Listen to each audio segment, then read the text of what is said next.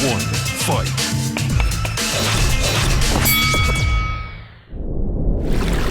안녕하세요. 박종훈의 경제한방입니다. 최근에 워낙 금리도 많이 오르고 그 다음에 달러 초강세까지 계속되니까 도대체 금리, 환율, 물가 어디까지 갈 거고 앞으로 어떻게 될지 궁금하신 분들 많을 텐데요.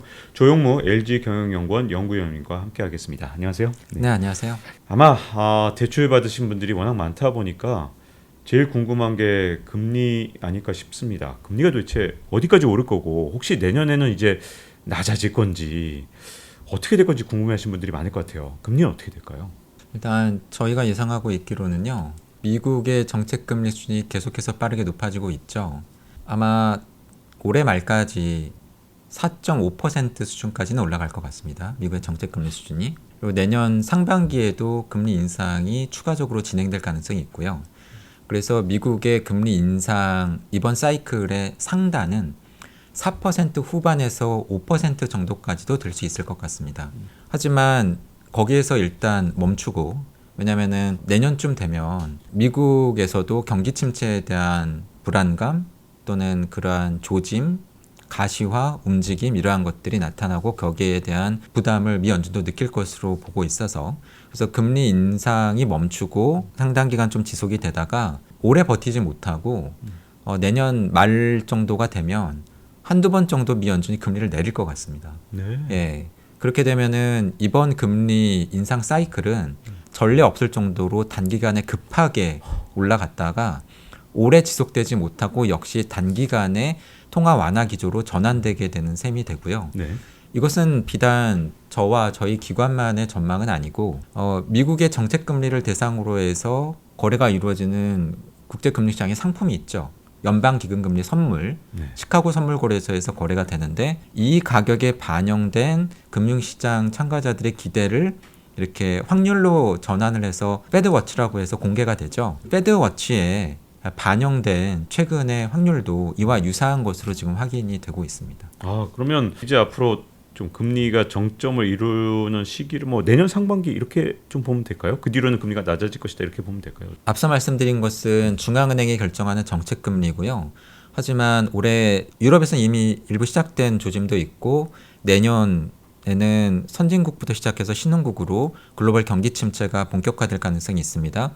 그렇게 되면은 아무래도 자금 조달 여건도 안 좋아지고 기업들의 실적도 안 좋아지기 때문에 사실은 중앙은행이 결정하는 정책 금리는 앞서 말씀드린 흐름대로 흘러간다고 하더라도 가계가 돈을 빌릴 때도 신용 스프레드에 따라서 가상금리를 더 내야 되죠. 기업이 회사채를 발행하거나 은행에서 대출을 받더라도 역시 가상금리 신용 스프레드가 적용이 됩니다.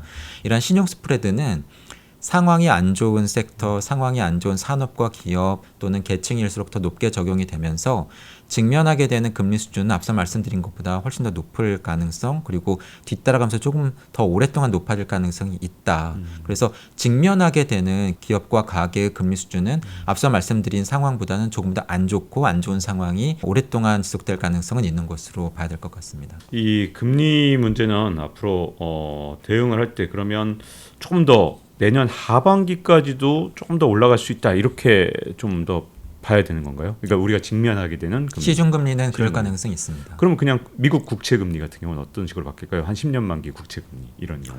두 가지 방향성이 있죠. 앞서 말씀드린 것처럼 정책금리의 변화가 있을 것이고 글로벌 경기가 침체에 빠지고 금융시장이 만약에 어려움을 겪거나 혼란이 발생을 하게 되면 안전자산 선호 현상이 높아질 겁니다. 그러한 양상에서는 미 국채의 가격이 높아지면서 금리는 도리어 더 떨어질 가능성이 있죠.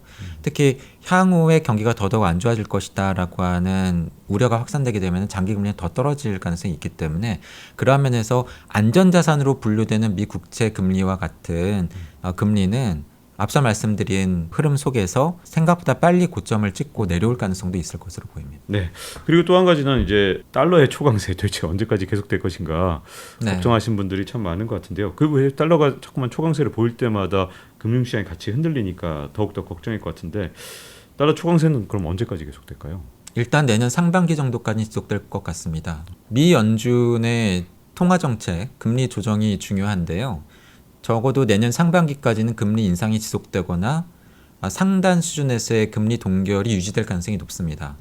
그래서 미국이 다른 나라들에 비해서 상대적으로 통화 긴축을 지금 선도하고 있고 높은 수준에 먼저 도달하고 높은 수준을 유지할 가능성이 있기 때문에 통화 정책 측면에서 그렇고요. 앞서 말씀드린 것처럼 유로존, 미국, 신흥국 순으로 경기 침체에 빠질 가능성이 있는데 설령 미국 경제가 침체에 빠지더라도 미국의 경기 침체는 미국만의 경기 침체가 아니라 전 세계적인 동반 경기 침체를 의미할 가능성이 높습니다. 그러한 상황에서 미국 경제가 안 좋고 미국 경제가 불안해서 돈이 빠져나오기보다는 도리어 글로벌 경기 침체 상황 속에서 그나마 안전해 보이는 미국 경제 또는 미국 달러화로 돈이 몰리면서 달러화의 가치는 더더욱 올라갈 가능성이 있습니다. 안전자산 선호라고 결국은 표현을 해야 될 것 같은데요. 그러한 상황이 해소되기는 내년 상반기까지는 어려울 것으로 보여서 일단 내년 상반기까지는 전 세계적인 글로벌 달러화 강세 현상이 유지될 가능성이 상대적으로 높아 보이고요. 반면에 우리나라의 경기 침체는 그것보다는 조금 뒤늦게 올 가능성이 있습니다. 우리나라의 경기 침체가 좀 더 뒤늦게 오고 그렇다라고 한다면은 원화의 약세, 달러화의 강세와 비교해 보더라도 원화의 상대적인 더 큰 약세는 내년 하반기까지 지속될 가능성이 있습니다.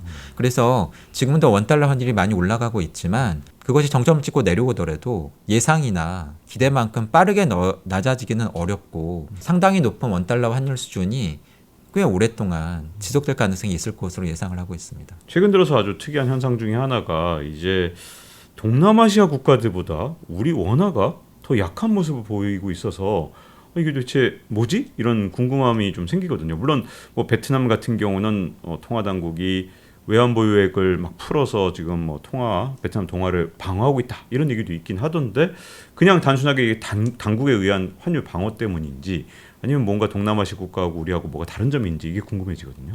말씀하신 것처럼 외환시장 개입의 적극성 정도의 좀 차이가 있다라고 보고 있고요. 그리고 보다 더 장기적인 측면에서 본다라고 하면은 우리나라의 무역 수지가 최근에 좋지가 못하고 통화 가치도 약한데 그것은 사실은 우리나라 유사한 경제 구조를 가지고 있는 나라들이 지금 공통적으로 겪고 있는 현상 같습니다. 일본이라던가 독일과 같은 유로존 국가들도 그렇고요. 뭐냐면 해외로부터 에너지나 또는 원자재 이런 것들을 수입을 해서 강한 제조업 경쟁력을 바탕으로 제품을 제조해서 수출하는 국가들이 최근에 모두 다 어려움을 겪고 있어요. 근데 반면에 상대적으로 원자재나 식량을 수출하는 국가들은 선전하고 있는 셈입니다. 그러한 것이 통화 가치의 움직임에도 영향을 주고 있다라고 보고 있고요. 또한 이러한 지정학적인 측면에서 본다라고 한다면 최근에 인도뿐만 아니라 동남아시아도 그 지정학적인 중요성 또는 전략적인 가치가 과거에 비해서 높아지고 있는 것 같습니다. 왜냐하면 미국과 중국의 갈등이 점점 더 장기화되고 있고 격화되고 있는 조짐도 있고요. 그러한 속에서 중국을 대체할 수 있는 생산지 또는 양 진영 사이에 있으면서 미국과 중국 모두 다 동남아시아나 인도를 필요로 하는 그러한 전략적인 가치로 인해서 이러한 지역과 국가들에 대한 장기적인 경제의 뷰가 도리어 예전보다도 개선되고 있는 느낌도 있습니다. 그러면 이 방향성, 지금 현재 잡힌 이 방향성이 앞으로도 한동안 계속될 걸로 봐야 됩니까? 아니면 일시적인 현상으로 봐야 됩니까? 우리나라는 어떤 좀 일본하고 같이 이렇게 통화 가치가 같이 떨어지는 이런 현상, 그리고 동남아시아 계속되는 이 상대적 통화 가치의 강세, 이거 어떻게 앞으로 미래를 전망하시나요? 역순으로 말씀을 드려야 될 것 같은데요. 이러한 지정학적인 요인 그리고 이러한 전략적인 부분 이러한 부분은 단기적인 이슈는 아닌 것 같습니다. 상당히 오랫동안 꽤 지속될 요인이라고 보고 있고요. 반면에 국제 에너지, 원자재 가격 움직임과 관련을 해서는 글로벌 경기가 둔화될 가능성이 있고 올해는 우크라이나 전쟁 때문에 워낙 급등을 했기 때문에 이러한 가격의 급등세가 다소 진정이 되기는 할 것 같습니다. 그것이 뭐 브라질뿐만 아니라 많은 에너지나 원자재 수출 국가들의 경기 흐름에도 앞으로 영향을 줄 걸로 보고 있고 그러한 흐름이 다소 완화된다라고 하면은 앞서 말씀드린 우리나라를 비롯한 제조업의 경쟁력을 가지고 있는 국가들의 어려움도 다소나마 완화될 여지는 있을 것 같습니다. 하지만 저희가 예상하고 있기로는 큰 폭으로 떨어질 것 같지가 않아요. 왜냐하면 글로벌 경기 침체의 양상이 앞으로 나타날 수 있는 흐름 면에서 볼 때 과거의 경기 침체 대비 골이 깊지 않고 강하지 않고 길지 않을 것이기 때문에 글로벌 인플레 압력을 수요 측면에서 완전히 없애줄 정도로 글로벌 수요가 확 줄어들 정도의 강한 경기 침체는 아닐 것 같습니다. 그렇다 보니까 수요가 어느 정도 유지가 되면서 높은 국제 에너지 원자재 가격의 흐름이 큰 틀에서 보면은 어느 정도 유지가 될 것 같습니다. 그렇다 보니까 원자재나 에너지 가격을 전망하는 많은 기관이나 전문가들도 우크라이나 전쟁 때문에 급등을 했는데 그것이 다소 안정세를 찾더라도 예전과 같은 수준으로 크게 떨어질 걸로 지금 보고 있지 않다라고 하는 점이 그러한 것을 반영하고 있다고 보고 있습니다. 지금 자연스럽게 물가로 넘어가게 됐습니다. 그래서 물가가 굉장히 궁금한데요. 이제 전문가분들 중에서 이제 내년에 이제 경기 침체가 본격화되면 그래도 물가는 잡힐 것이다 이렇게 보시는 분이랑 물가가 다시 끈질기게 다시 올라가면서 우리를 예전에 1970년대 뭐 스태그플레이션 또는 그레이트 인플레이션이라고 부르던 시대처럼 끈질기게 우리 괴롭힐 것이다. 양쪽으로 좀 나눠져 있는 것 같은데 어떤 식으로 지금 앞으로 물가를 전망하시는지가 좀 궁금한데요. 사실 올해 봄부터 혹시 제가 말씀드리는 걸 다른 쪽에서라도 보신 분들이 계시면은 저 사람은 올해 봄부터 비슷한 얘기를 하고 있구나라고 하는 거를 느끼실 수 있는데요. 저희는 계속해서 글로벌한 그리고 우리나라까지도 포함을 해서 인플레의 정점은 가을 정도. 근데 물가 상승률이 정점은 그때 찍더라도 그 이후에 물가 상승률이 크게 안 떨어질 것 같다라고 말씀을 드려왔는데 저희가 그렇게 말씀을 드려왔던 주된 근거는 지난해 하반기부터 인플레 압력은 이미 있었고요. 근데 그러한 인플레 압력을 글로벌한 차원에서 앞서가면서 그 특징을 보여주고 있는 국가가 사실은 미국입니다. 근데 미국에서 올해 봄부터 어떤 특징이 나타났냐면 일시적인 수요 급증, 코로나 과정에서 가게에 돈도 많이 풀었었고 펜트업 수요로 인해서 수요도 몰렸었고 그로 인해서 생겼던 가격 급등으로 인해서 재화 가격, 내구재 가격이 급등을 했었는데 그게 사실 올해 봄부터 진정되고 있었어요. 근데 뒤늦게 올해 봄부터 쭉 따라서 올라가고 있는 품목들이 있는데 그게 뭐냐면 서비스입니다. 서비스 쪽의 물가의 특징은 뭐냐면 가격 조정 주기가 깁니다. 가령 TV만 하더라도 매장에 가시면 가격이 매달 변합니다. 근데 미용실 요금이나 자장면 가격은 매달 변하지 않죠. 그런데 1년에 한 번, 2년에 한 번 변할지 몰라도 한 번 조정이 일어나면 제가 지금까지 저는 미용실 가격이나 자장면 가격이 떨어지는 걸 본 적은 없거든요. 그러니까 한 번 오르면 떨어지지 않습니다. 근데 그러한 품목들의 가격이 미국에서는 올해 3월 봄부터 이미 올라가고 있었어요. 그래서 앞서 말씀드렸던 것은 올해 봄부터 뭐 올해 인플레와 관련해서 그런 전망을 계속 말씀을 드려왔던 거고 우려스러운 점은 뭐냐면 제가 글로벌 인플레의 양상이나 특징을 미국이 선도하고 있다고 말씀을 드렸는데 그 이후에 우리나라 소비자 물가 상승률에서도 이와 유사한 패턴이 지금 뒤따라 나타나고 있습니다. 그렇다 보니까 우크라이나 전쟁 때문에 올해 상반기에 에너지나 곡물 가격이 급등했었는데 그게 최근에는 좀 진정세죠. 그래서 그 부담이 다소 줄어들었습니다. 그게 사실은 미국에서도 9%를 넘었던 소비자 물가 상승률이 최근에 8%대까지 낮아진 중요한 이유죠. 근데 8%대로 소비자 물가 상승률이 떨어졌다고 했는데도 사실은 금융시장이나 미 연준은 더 지금 걱정을 하고 있거든요. 왜 그러냐? 그냥 단순히 CPI, 소비자 물가 상승률로만 나타나지 않는 그 안에 특징이 우려스러운 겁니다. 그러니까 소비자 물가 상승률 자체는 전체 품목들을 포함하기 때문에 에너지 가격이나 광물, 곡물 가격이 조금 안정세를 찾으면서 좀 떨어져 줬지만 밑바닥에서 한 번 오르면 안 떨어지는 서비스 물가가 지속적으로 지금 올라오고 있다 보니까 그래 소비자 물가 상승률의 정점이 9%에서 찍었고 이제 8%대 7%대까지 낮아질지는 모르겠지만 앞으로 5% 아래로 빨리 떨어질 수 있을까? 우리가 목표로 하는 2%대까지 갈 수 있을까? 그것을 예상하기가 상당히 비관적이라는 겁니다. 네. 그래서 그것이 사실은 저희가 글로벌 인플레를 보는 뷰고요. 그러한 양상이 이미 미국은 봄부터 있었는데 최근에 우리나라에서도 나타나고 있습니다. 그래서 우리나라의 소비자 물가 상승률도 정점은 올해 가을쯤에 형성이 될 것 같습니다. 하지만 올해 겨울 내년 봄으로 가더라도 기대만큼 빨리 떨어질 것 같지가 않습니다. 지금까지만 놓고 보면 미국의 물가 상승률보다는 우리나라가 낮은 것처럼 보이는데 그 이유에 대해서 여러 가지 이제 분석이 있더라고요. 뭐 이게 한국전력 때문이다. 한국전력에서 그 비용을 많이 떠안아서 에너지 가격이 상승을 했지만 우리 전기요금이라든가 또는 유가 보조금 때문에 그런 우리가 쓰고 있는 휘발유 가격이 안 올랐다. 뭐 이런 분석도 있고 아니면 뭐 우리나라가 제조업 중심 국가이기 때문에 인플레 어떤 압력에서 그래도 미국보다는 나았다. 이런 얘기도 있거든요. 왜 우리나라가 일단은 미국보다는 인플레이션 압력이 낮았다고 볼 수 있을까요? 이유가 있을까요? 아니면 이게 계속될까요? 어떤 그런 전망들이 궁금합니다. 일단은 미국과 우리나라의 좀 다른 점이라고 한다면 미국은 코로나 과정을 거치면서 가계 돈이 많이 쌓였습니다. 미국 정부가 미국 가계 돈을 많이 줬거든요. 네. 인당 수백만 원씩. 4인 가구, 5인 가구는 그렇게 따지면 훨씬 더 많이 받았겠죠. 근데 우리나라도 재난지원금을 지급을 하긴 했습니다만 많이 주지 않았죠. 뉴스에서 보시면 코로나 관련해서 돈은 많이 풀렸다고 합니다. 사실은 수백조입니다. 근데 잘 보시면 그렇게 풀린 돈들이 미국 정부가 미국 가게에 이렇게 꽂아준 것처럼 그냥 준 돈이 아니고 대부분이 대출입니다. 우리나라는. 그렇다 보니까 미국 가게는 그렇게 받은 돈으로 소비를 많이 한 거죠.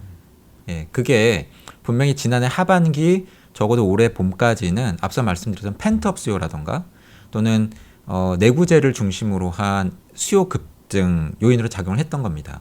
그래서 수요 쪽에서는 미국이 분명히 우리보다도 인플레 압력이 강했던 건 사실이다. 그래서 물가 상승률이 먼저 높아졌고 그리고 더 많이 올라갔었고 거기에 올해 봄에 우크라이나 전쟁이 예상과 달리 많은 전문가들의 예상과 달리 터지면서 국제 유가, 국제 곡물 가격 상승이 겹쳐졌었고 그랬었던 거죠. 근데 사실은 우리나라는 사실은 그것만큼은 아니었고 그 뒤늦게 그 효과를 사실은 지금 반영하고 있다라고 보고 있고 그래서 글로벌 인플레의 특징을 미국이 좀 먼저 보여주고 있는 셈이다라고 말씀을 드리는 겁니다. 그럼 우리도 결국은 미국을 따라갈 수밖에 없다 이렇게 보시는 건가요? 장기적으로는 좀 더?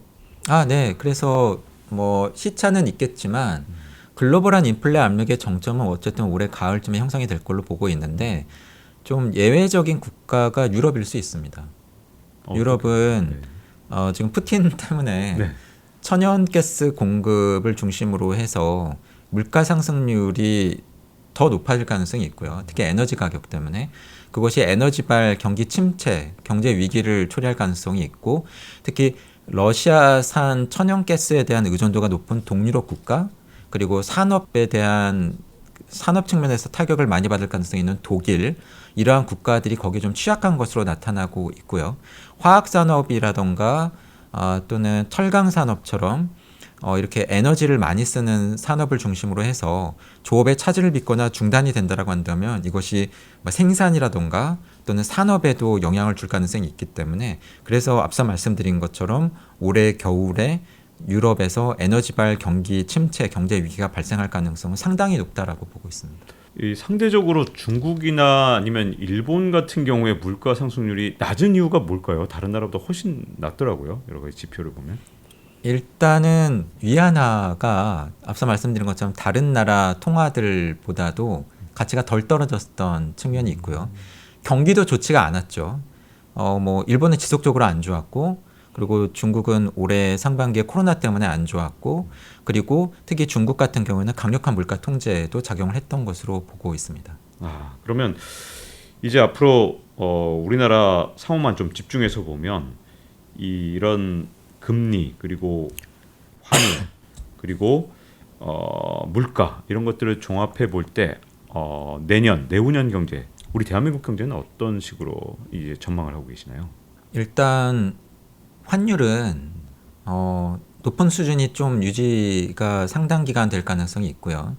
그런데 원화 약세, 높은 원달러 환율이 줄 수 있는 긍정적인 효과, 수출 가격 경쟁력이 높아지면서 수출이 많이 늘어나는 그런 긍정적인 효과는 글로벌 금융위기 직후처럼 크지 않을 것 같다. 긍정적인 효과는 과거 대비 작을 것 같다. 하지만 수입 물가 상승률을 높이면서 그로 인해서 한국은행이 금리를 더 많이 올려야 되는 이러한 우리 경제에 부정적인 영향을 주는 부정적인 효과는 과거 대비 도리어 더 클 것 같다.